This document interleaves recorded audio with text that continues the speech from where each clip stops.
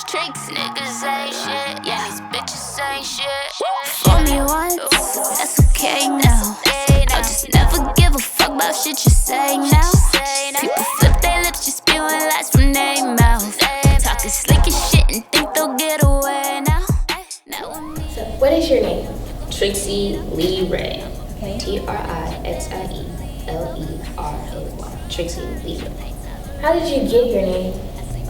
Trixie, I've been called Trixie all my life. You ever seen the movie Problem Child? Yes. Trixie, the little bad girl, was who people said I was acting like when I was a kid. Supposedly I was bad or something like that. So I don't know. So people just started calling me Trixie. Not people, my aunt.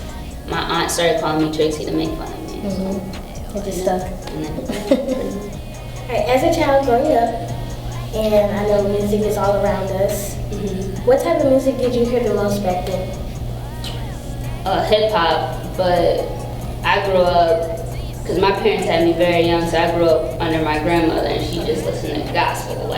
So the first record I really got that was hip hop that I could really like or listen to without her having a fit was the Dr. Dolittle soundtrack. But the Dr. Dolittle soundtrack was popping. It had Aaliyah, Are You Somebody on there? Okay. So the very first song I could remember writing, I was 7 or 8 when that song was popping.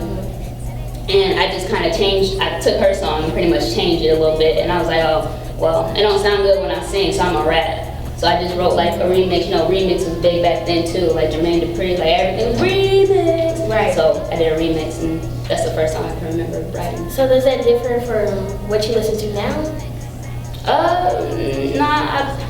Honestly, I probably listen to less hip hop now that I rap because rappers just kind of annoy me now when you're around them all the time. So really, I listen to a lot of alternative music, or I guess you would consider it like folk, like John Mayer. Like that's my that's my guy. Every John Mayer album is like life to me. So I try not to listen to too much rap because then you start sounding like what's hot and whatnot. So but you also want to know what's going on. So I keep my ears open. What are your songs about? My songs are very versatile. Sometimes it's just, you know, my frustrations with music or frustrations with life, or I feel like when you're from St. Louis and you're a female artist, not that I want to categorize myself like that, but it's like you always got to prove yourself. So I find a lot of my songs are like, I'm this, like trying to, you know, just, it's like looking in the mirror, like, yeah, you are that, you know. So a lot of that's just about confidence or my personal struggles that I feel like other people can relate to. Love lately, you know, recently, like after I turned like 20, 21, I started doing like a lot of those lovey-dovey songs. So that, and then you got every now and then when I gotta get a little ratchet and talk about typical rap stuff, money, clubs, parties. Well, you got it right. If I'm in that movie, yeah. That's good. What do you think your biggest break or opportunity was throughout your career? The first big one was definitely Nelly reaching out. Like, it's like I had a meeting with Blue Bolden, who I love to this day. She was acting as his like vice president there at ENT. And you know, when you're from St. Louis, like you don't get bigger than Nelly. So I had a meeting with her. Then I didn't hear nothing from them for about 5 months, and then I get a text, "Hey, little mama." I'm like, "Who is this?" And he's like, "This is Mo." I'm like, "Who is Mo?" Nelly. I'm like, "Okay." So then we met up, and I was just kind of under his wing till the end of 2014 when I had lived with him for about a month.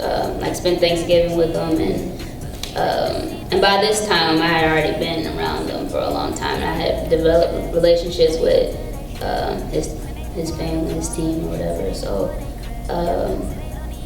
that's one of the biggest so far. I know most people from St. Louis know me from that, but I've been lucky to be able to keep growing outside of that, and it's going really well so far. That's great. What are some of the details fans can find by going on your own website?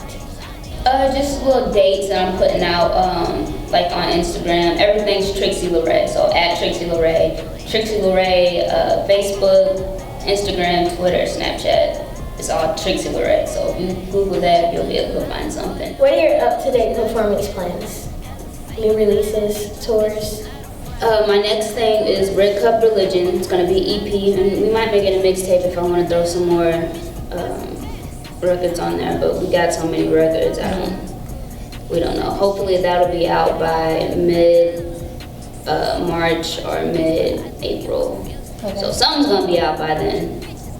So we gotta wait and see. But it's Red Cup Religion, and that's gonna be out soon. Oh yes, we'll be waiting. All right, so fill in these blanks for me. All right, let's go. Without music, I would be. Bored. Music is. Life. My music makes me feel. Powerful. Yeah. Swear these hoes be like, it's tricks, niggas ain't shit. Yeah, these bitches ain't shit. For me once, that's okay now. I'll just never give a fuck about shit you say now. People flip their lips, just spewing lies from their mouth. Talking slick as shit and think they'll get away.